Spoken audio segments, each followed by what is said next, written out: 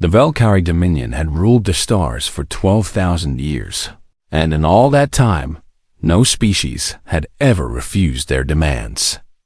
They were the masters of 900 worlds, the conquerors of 100 civilizations, and their fleets were so vast that they could block out the light of entire suns when they moved through space high.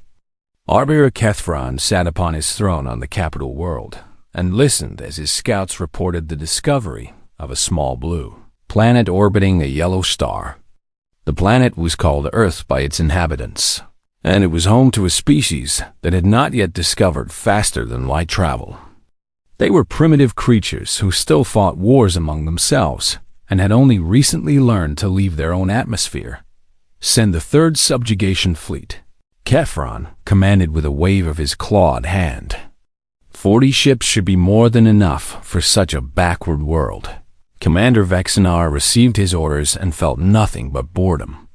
This would be his 17th conquest, and they were all the same. Arrive in orbit, demonstrate superior firepower, watch the primitives surrender, collect the tribute, and move on. It was simple work, almost beneath his dignity as a warrior of the Dominion. The fleet emerged from hyperspace above Earth on a Tuesday morning. And within minutes, every news channel on the planet was showing images of the massive alien vessels. Panic spread through cities as people looked up at the sky and saw shapes that did not belong there. Governments scrambled to respond, but what could they do against technology they did not understand? Ambassador Chen Wei was chosen to represent humanity. She was a small woman with gray hair and steady hands, and she had spent 30 years negotiating peace between nations that wanted to destroy each other. She stood in the Great Hall of the United Nations in Geneva and waited as the Valkyrie delegation descended from there. Shuttle Commander Vexenar towered over her. He stood 8 feet tall, his body covered in gleaming black chitin like the shell of some monstrous insect. His eyes were compound orbs that reflected her image 1,000 times, and when he spoke, his voice buzzed like a swarm of angry bees. "You are the leader of this world?" he asked, and there was amusement in his tone. "I speak for all the nations of Earth," Chen Wei replied, keeping her voice calm and her back straight. Vexenar made a sound that might have been laughter. "Then hear the terms of your surrender, little creature. The Valkyrie Dominion claims this world and all who live upon it. You will provide 40% of your population for labor redistribution across our empire.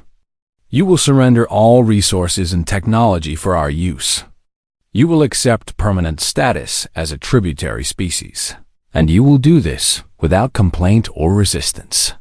The hall was silent. Diplomats from every nation stared in horror at the alien commander.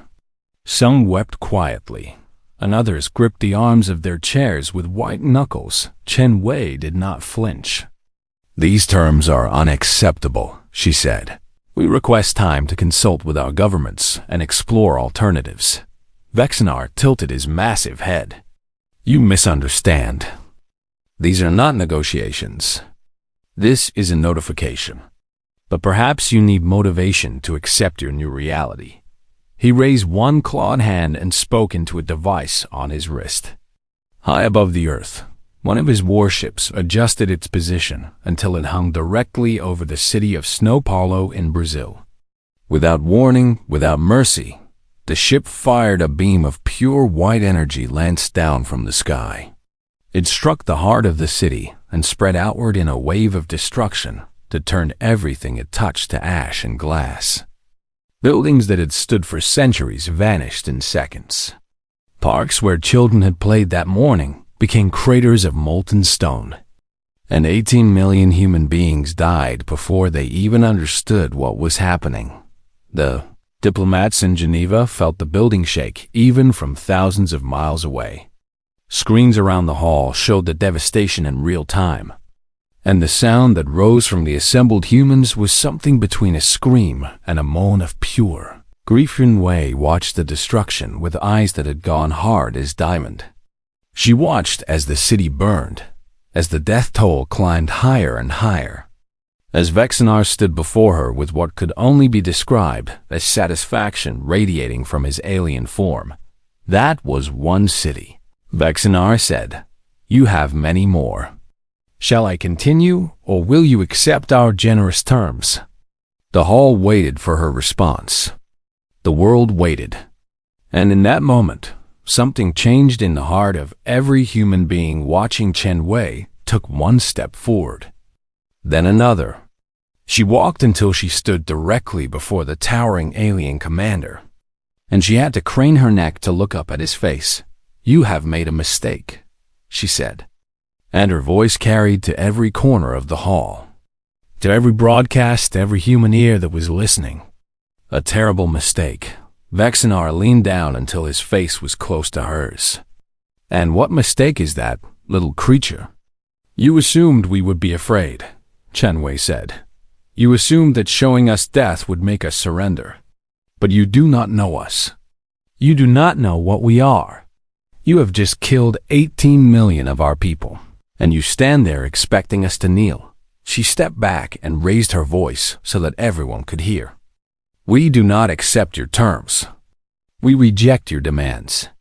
And we accept your declaration of war." Vexenar actually laughed. "War? You cannot even leave your own star system. What war could you possibly wage against us?"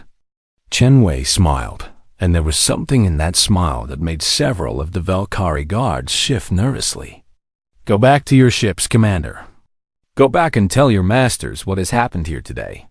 And when you are dying, remember this moment. Remember that we gave you a chance to leave, and you chose to stay." The Valkyrie delegation returned to their shuttle.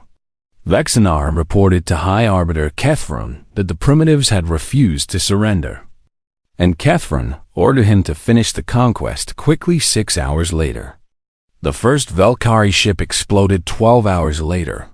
3 more had fallen 18 hours later. Commander Vexenar was dead. His flagship boarded by humans in primitive spacesuits who fought with weapons that should not have been able to pierce Valkyrie armor, but somehow did one ship escaped. One single vessel fled back to the Dominion with the news that the third subjugation fleet had been destroyed by creatures who had never left their own planet before that week. High Arbiter Kethron received this news in silence. For the first time in his long reign, he felt something he did not recognize. It was fear. The Galactic Assembly was the oldest institution in known space. It had existed for 50,000 years, and its great chamber had witnessed the rise and fall of empires, the birth of alliances, and the end of countless wars. But never in all that time had the chamber been so silent as it was on the day the Valkyrie defeat was announced. Counselor Yithmara of the Hollow Moon's Confederacy stood at the central podium. She was a tall, slender being with skin like polished silver and eyes that glowed with soft blue light. Her people were scholars and historians, and they had been asked to present the evidence of what had happened at the small blue world called Earth. Distinguished members of the assembly, she began, her voice carrying through the vast chamber. What I am about to show you was recovered from the flight recorder of the single Valkyrie vessel that escaped the Sol system. I must warn you that what you are about to see is disturbing. The lights dimmed, and a holographic display filled the center of the chamber.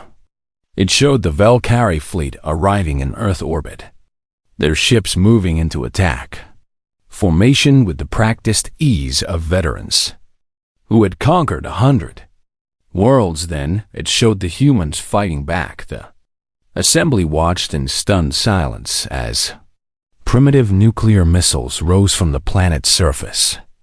These weapons should have been useless against Valkyrie shields, but somehow the humans had modified them. They had found a weakness in the shield harmonics and exploited it within. Out of first contact, they watched as human soldiers and crewed spacesuits launched themselves at Valkyrie, warships using nothing but chemical rockets and magnetic boots. They saw these soldiers breach the hulls of ships 1,000 times more advanced than anything their species had ever built. They saw them fight through corridors filled with armed Valkyrie warriors and somehow win. They watched as Commander Vexenar was dragged from his command chair by a human woman who had lost her left arm in the fighting but refused to stop. She held him down with her remaining hand and shouted something in her language that the translator rendered as, "This is for Snow Paulo." The recording ended, and the lights came back on. The assembly sat in stunned silence, and Youth Mara could see the fear in their eyes. "How is this possible?" demanded Councillor Thrax of the Valkyrie Dominion, his chitin clicking with agitation. "They are primitives. They have no interstellar technology. They should have been conquered in a single day. That is the question we have all been asking," Youth Mara replied. "And to answer it, I have prepared a report on human history and biology." She activated another display, and images of Earth appeared. Beautiful blue oceans, green forests, towering mountains. It looked like a paradise. "Earth is a death world," Youth Mara said, and gasps echoed through the chamber. "Its gravity is twice the galactic average. Its atmosphere contains a highly reactive gas called oxygen that would poison most species.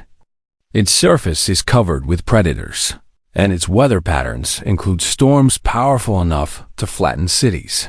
She changed the image to show humans themselves. "The humans evolved on this world. They are persistence predators, which means they hunt by chasing their prey until it collapses from exhaustion. Their bodies can repair themselves from injuries that would kill most species. They can survive temperatures that would freeze us solid or cook us alive. And they require a toxin called caffeine to function at peak efficiency." The assembly murmured nervously, but Youth Mara was not finished. "However, the most remarkable thing about humans is not their biology. It is their history." New images appeared. Images of war. Humans fighting humans with spears and swords. Humans fighting humans with guns and cannons. Humans fighting humans with bombs that could level entire cities. In the 10,000 years since humans developed civilization, they have never known peace, Youth Mara said, her voice heavy with something like awe. They have fought wars over territory, over resources, over religion, over ideas. They have developed weapons specifically designed to kill as many of their own kind as possible. They have committed atrocities against each other that make the Valkyrie conquest look gentle by comparison. She paused to let this sink in. They invented the concept of total war. The idea that every citizen, every resource, every industry should be devoted to the destruction of the enemy. They have weapons hidden on their planet that could render their entire world uninhabitable, and they built these weapons to use against each other. Councillor Threx rose from his seat. This is impossible. No species could survive such constant violence, and yet they have. Youth Mara replied, not only have they survived, they have thrived. Their population numbers in the billions. Their technology advances faster than any species we have ever observed. And now we understand why. She turned to face the full assembly.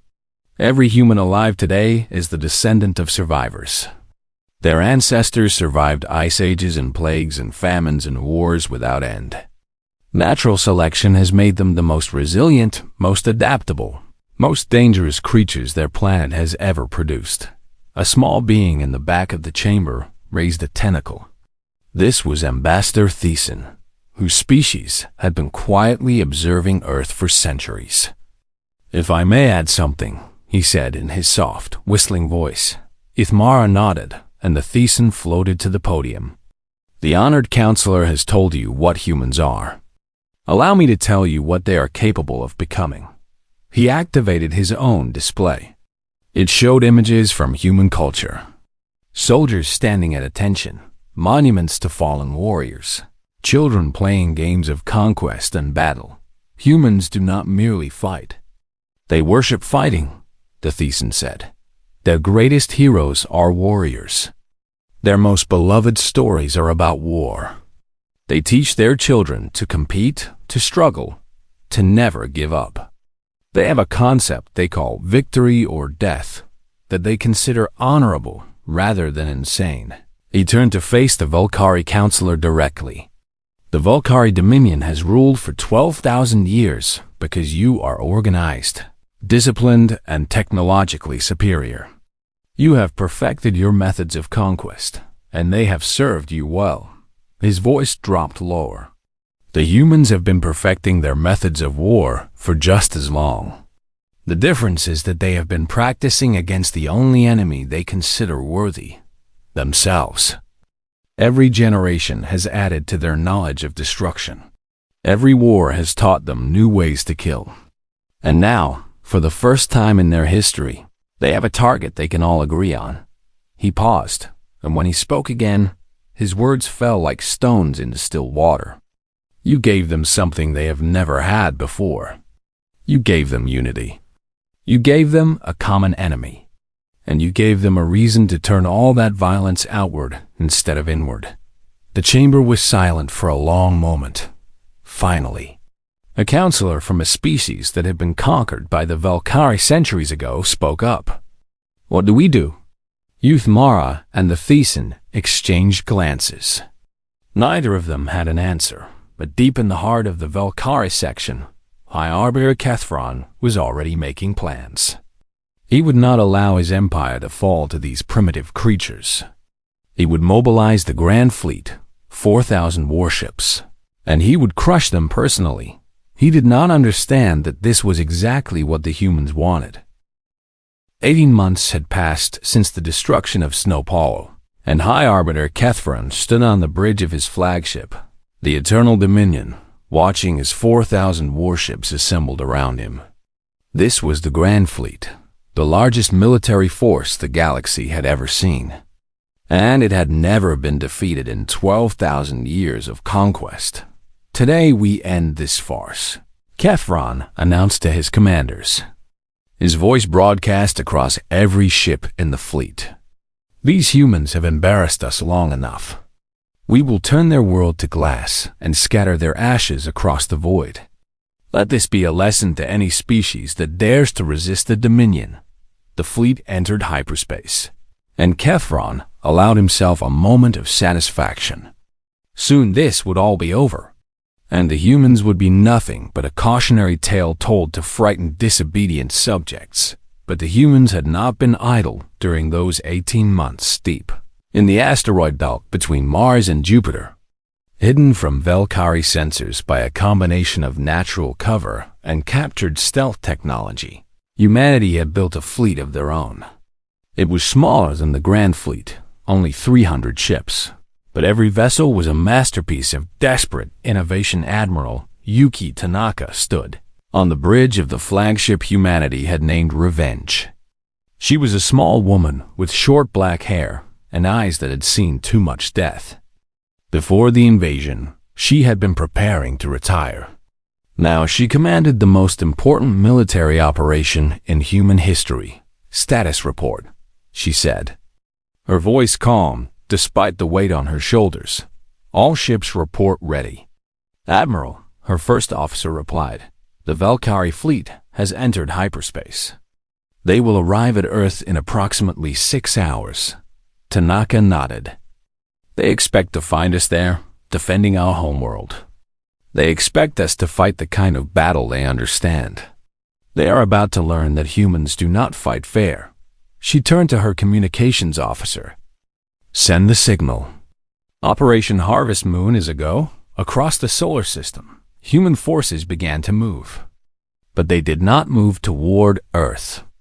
They moved toward a hyperspace relay point that the Volcari would have to pass through on their way to the target. Meanwhile, on the other side of the galaxy, something else was happening. The Volcari Dominion relied on a network of agricultural worlds to feed its massive population.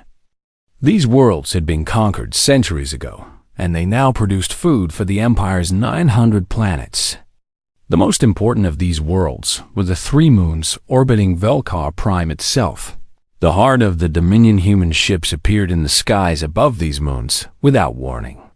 They were small vessels, barely more than shuttles, and they had crossed half the galaxy using stolen Valkyrie, technology that human engineers had somehow improved upon. They did not fire weapons. They did not attempt to land troops. Instead, they released clouds of fine dust that drifted down through the atmosphere and settled on the vast agricultural fields below. Then they vanished back into hyperspace. Before the defense forces could respond, the Valkyrie commanders who witnessed this were confused. What was the point of such a strange attack? The dust seemed harmless.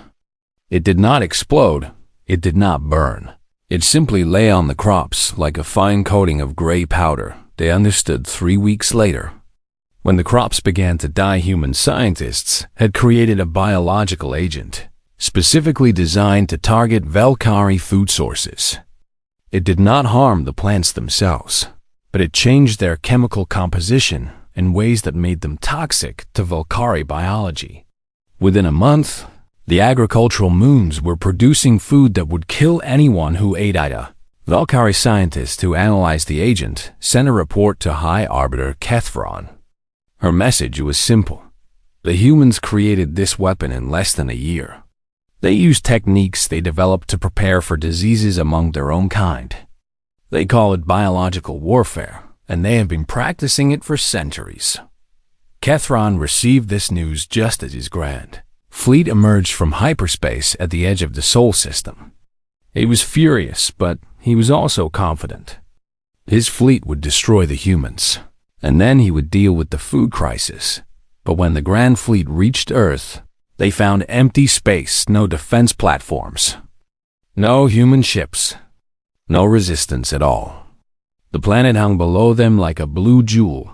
Apparently defenseless, the single transmission was waiting for them.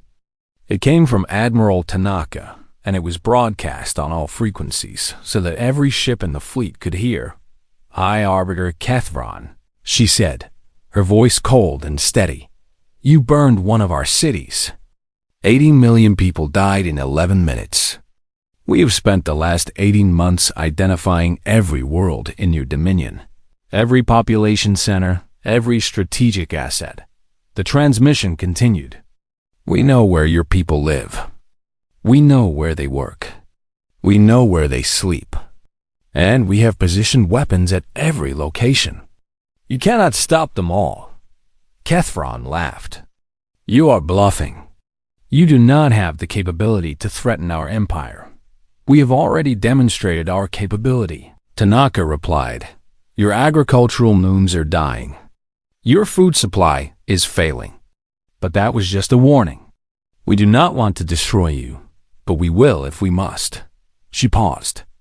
80 million for 18 million. Those are the terms. You killed 18 million of our people. We demand the right to kill 18 million of yours. After that, we will consider the matter settled, and we can discuss peace. The Valkyrie commanders murmured in shock. This was not how war was conducted. This was not how defeated species behaved.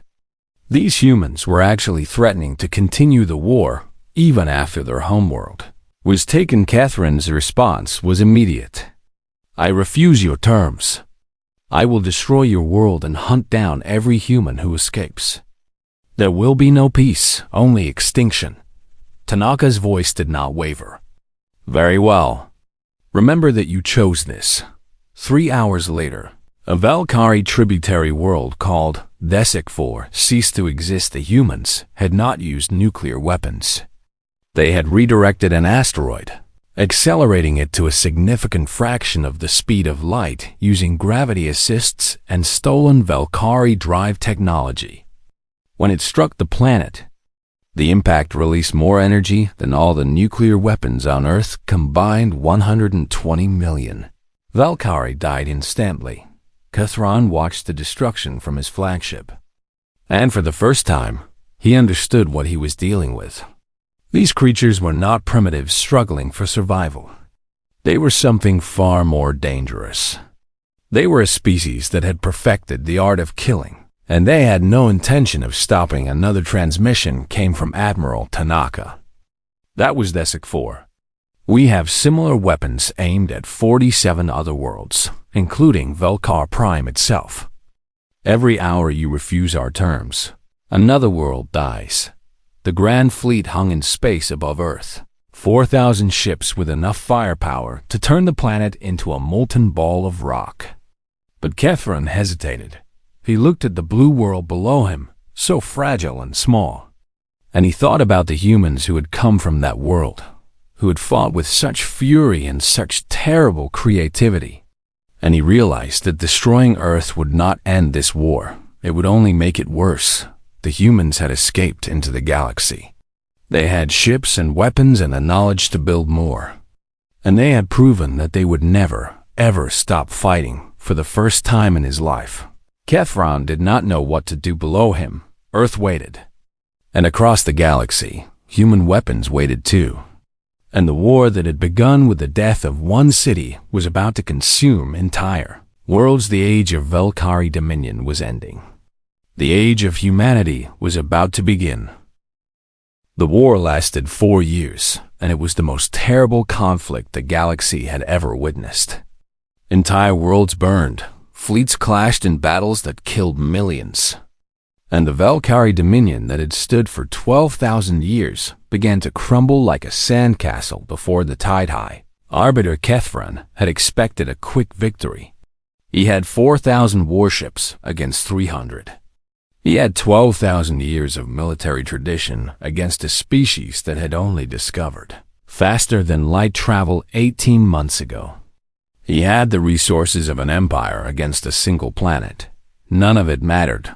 The humans did not fight like any enemy the Velkari had ever faced. They did not form battle lines and exchange fire according to established doctrine. They did not retreat when outmatched or surrender when surrounded. They fought like creatures possessed, using tactics that seemed insane until they suddenly worked in the Battle of Proxima Station. A human admiral named Rodriguez sent 30 ships directly into the heart of a Velkari formation of 200. Every military analyst watching predicted total destruction.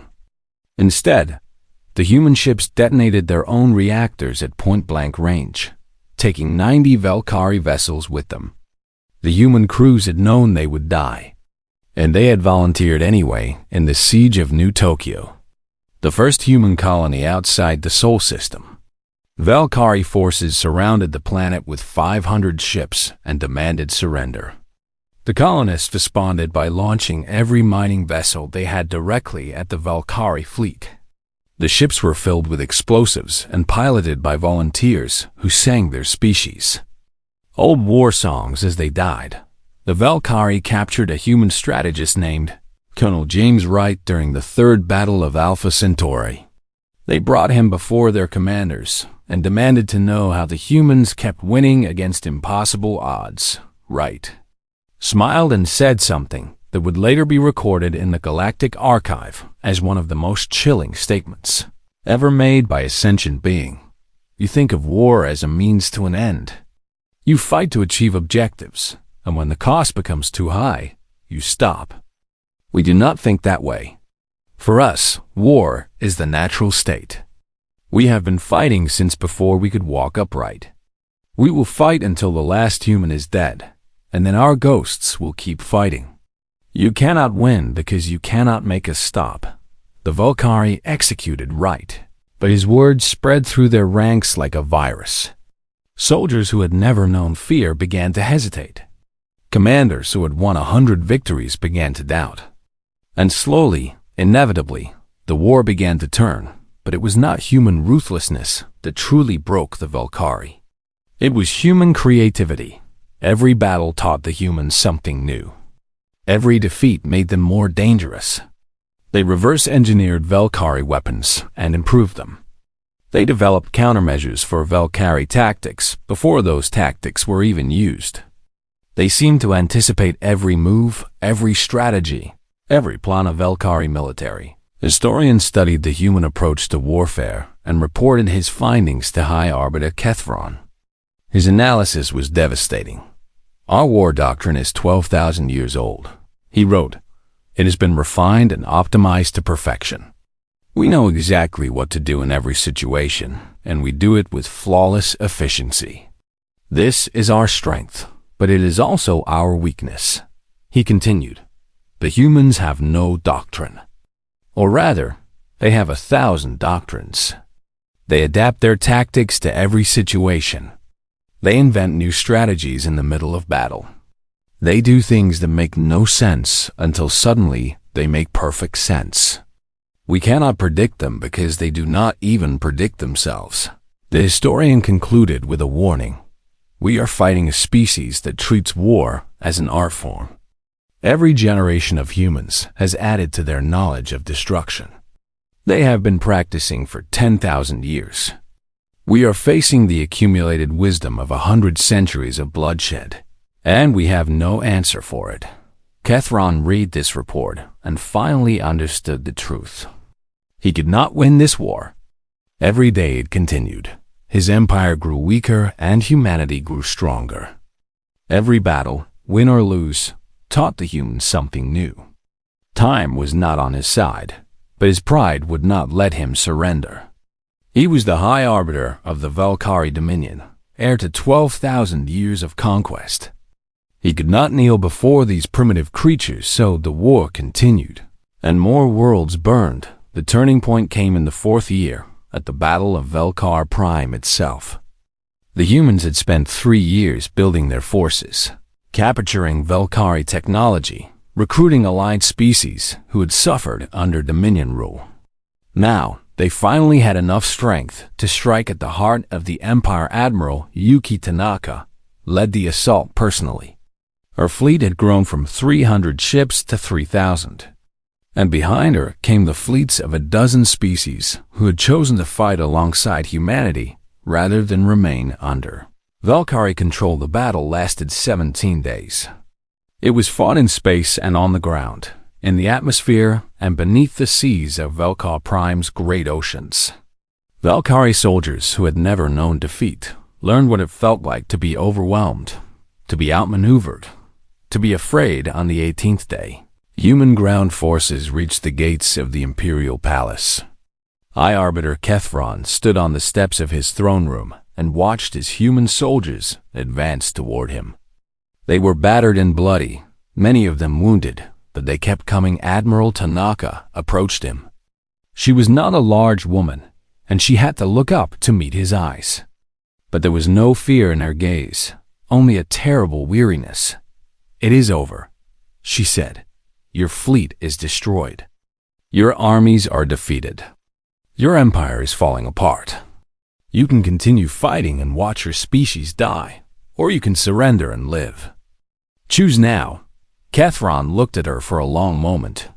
He thought about his ancestors, about the glory of the Dominion, about everything he would be giving up.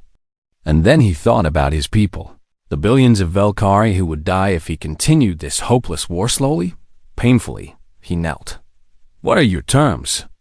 he asked, and his voice was hollow with defeat. Tanaka's terms were simple. The Velkari Dominion would dissolve. Every tributary species would be freed.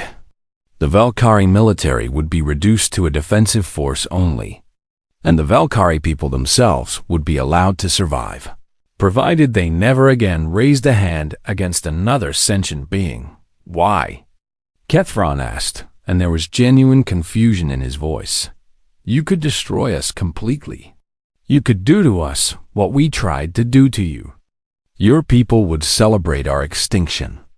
Why show mercy?" Tanaka was silent for a moment. When she spoke, her voice was heavy with a sadness that Kethron did not understand. "Because we have learned what happens when you try to exterminate a people," she said. "They find ways to survive. They hide and wait and remember. And eventually, they come back. We have done this to each other many times. We know how the story ends." She looked at him with eyes that had seen too much death. "I would rather have you as a chastened neighbor than as a vengeful ghost. Your empire is over, but your species will live. Be grateful for that and be wise enough to never make us regret this mercy." Kethron nodded slowly. He did not fully understand these strange creatures, But he understood one thing clearly. They could have destroyed him, and they chose not to. Perhaps that was enough. 50 years had passed since the end of the war, and the galaxy had changed beyond recognition. The Valkyrie Dominion was gone, replaced by a loose confederation of free worlds.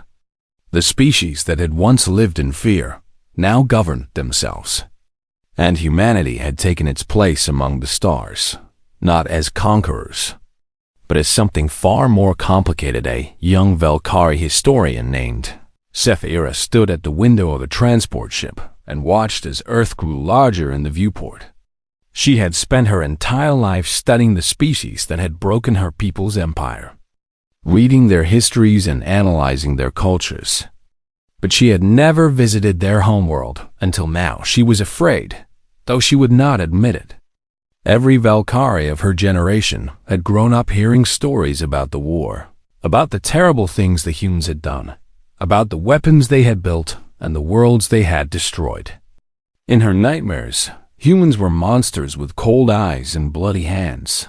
The transport landed in a city called Geneva, the same city where Ambassador Chen Wei had rejected the Valkyrie demands half a century ago. Sethira stepped off the ship and looked around at the streets filled with humans going about their daily lives. They were so small, she thought, so fragile-looking.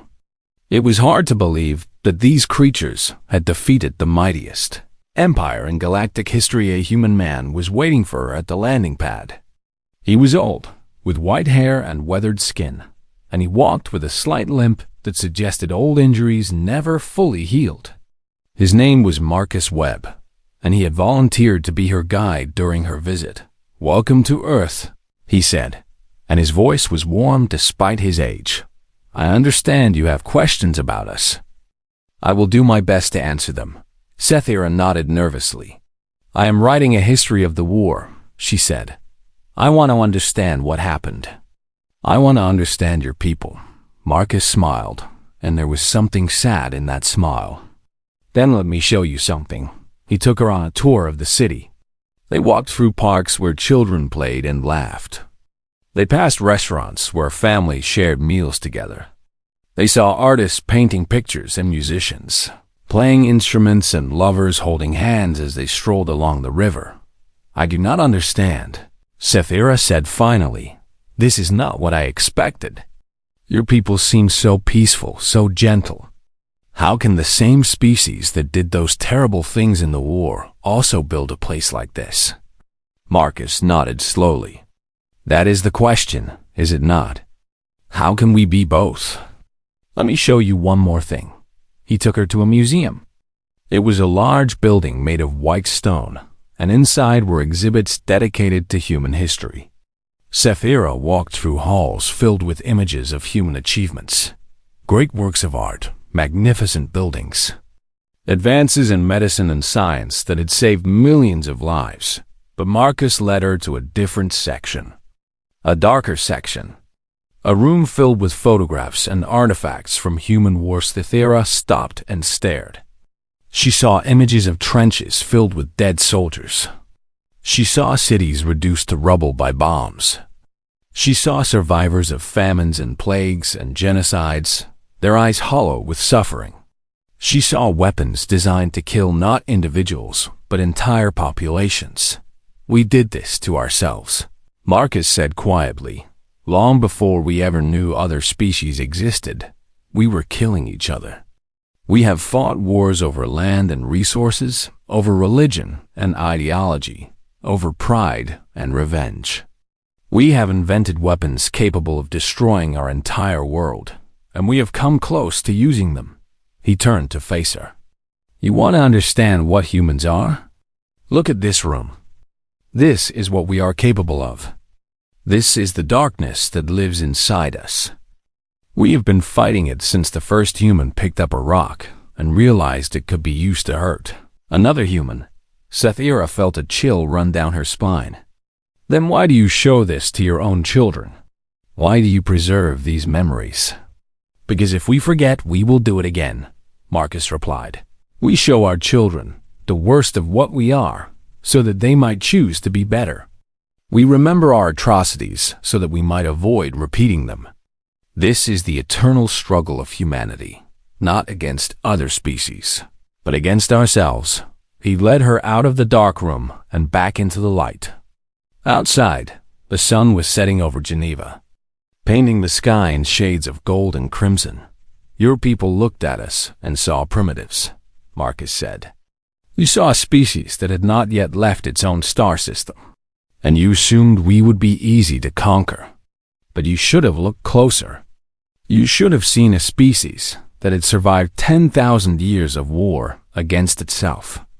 You should have understood that we are the most successful predators our world has ever produced, and that we had been preparing for a fight like yours since the beginning of our history. Sephira was silent for a long moment.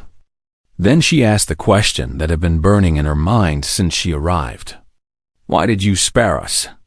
You could have done to the Valkyrie what we tried to do to you. You could have exterminated us completely. Why did you choose mercy? Marcus looked at her with eyes that had seen too much. Because mercy is what separates us from the monsters we could become. He said, we know what we are capable of. We have seen it. We have done it. But we have also learned that destruction is easy and construction is hard. It is easy to kill and difficult to heal. It is easy to hate and difficult to forgive. He paused. We spared your people because we hope that someday you will become something better than you were. Just as we hope that someday we will become something better than we are. That is the human dream. Not to conquer the galaxy, but to conquer ourselves. Sephira returned to her homeworld a month later and spent a year writing her report. When it was finished, she presented it to the Galactic Assembly, and her conclusions would shape galactic policy for generations to come. The humans are not monsters, she wrote, but they are capable of becoming monsters, and they are very, very good at it.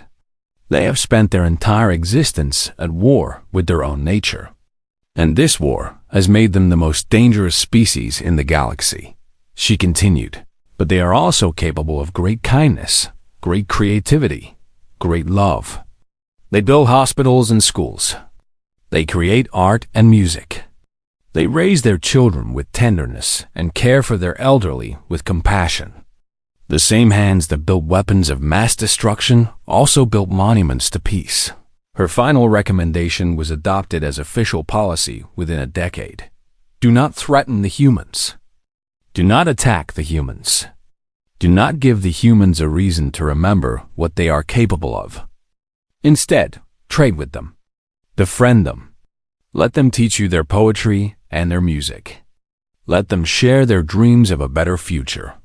The humans have spent 10,000 years learning to be kind to each other despite their violent nature. They have built civilizations on top of the bones of their enemies and transformed them into gardens. They have chosen, again and again, to be better than they have to be. Let them continue to make that choice. You will not survive the alternative. In the years that followed, the galaxy learned to live with humanity. They were strange neighbors, these creatures from the little blue world, capable of terrible violence and breathtaking beauty, of ruthless destruction and boundless compassion. They could be your best friends or your worst enemies. And the choice was entirely up to you and far away on a planet called Earth. Children played in parks beneath a peaceful sky, unaware that their ancestors had once brought an empire to its knees. They laughed and sang and dreamed of the stars, just as human children had always done. The war was over. The monsters had chosen to be kind, and the galaxy held its breath and hoped that they would keep choosing.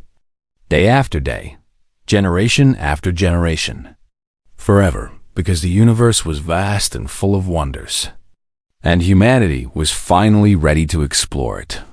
Not as conquerors, but as something far more remarkable, a species that had looked into the abyss of its own nature, had seen the darkness there, and had decided to walk toward the light instead. That was the true victory.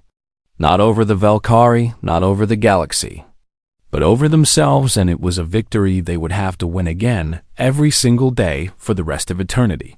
But if there was one thing humans were good at, it was fighting. Even when the enemy was themselves. Especially when the enemy was themselves.